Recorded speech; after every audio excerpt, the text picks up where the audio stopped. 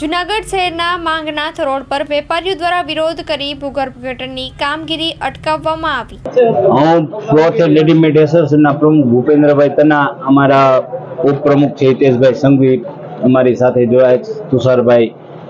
હવે આ વિસ્તાર છે જે કોમર્શિયલ છે ને આ કોમર્શિયલ વિસ્તારમાં રેસિડેન્ટ પણ છે ને અહીંયા નવાબના વખતની ગટરો જૂની છે।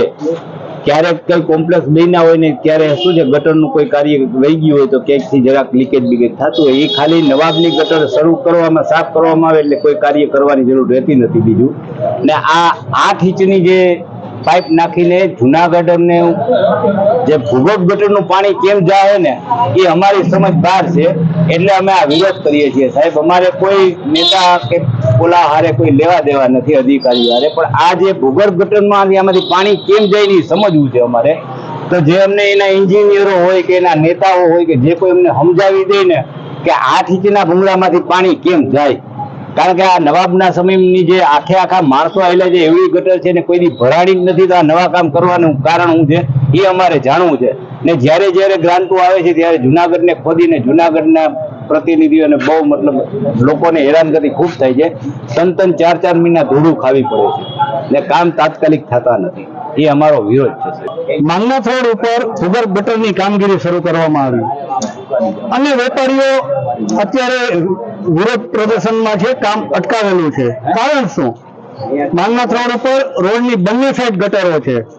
એક બાજુ નવાબી કાળની અંદાજિત 8 થી 10 ફૂટ ઊંચાઈની ગટર, જ્યારે બીજી બાજુ અત્યારે હયાત ચાલુ ગટર। તંત્ર એમ કહે છે કે ગટર ભરાઈ ગઈ છે, તો ભરાયેલી ગટરની શું સફાઈ કરવી અને કાર્યરત કરવી એ ફરજ નથી કે ભરાયેલી ગટર એવી રીતે મૂકી અને હવે ત્રીજી ગટર મૂકવી? જ્યારે 8 થી 10 ફૂટ ઊંચાઈની ગટર ભરાઈ ગઈ છે, તંત્ર પાસે એ સાફ કરવાનો સમય નથી, તો 8 ઇંચની ગટર કેટલો સમય ટકશે? અને વેપારીઓએ અહીં રામધૂન બોલાવી એ માટે કે જૂનાગઢ શહેરે તાજેતરમાં જ એક યુવાન ગુમાવ્યો, તેમ છતાં પણ તંત્ર નથી સમજતું। આડેધડ ખોદકામો ચાલુ છે।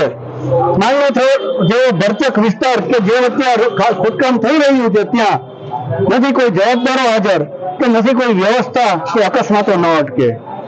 હકીકતે ચૂંટણીઓ આવે છે અને નિર્માલ્ય નેતાગીરીને એની ફરજ યાદ આવી છે।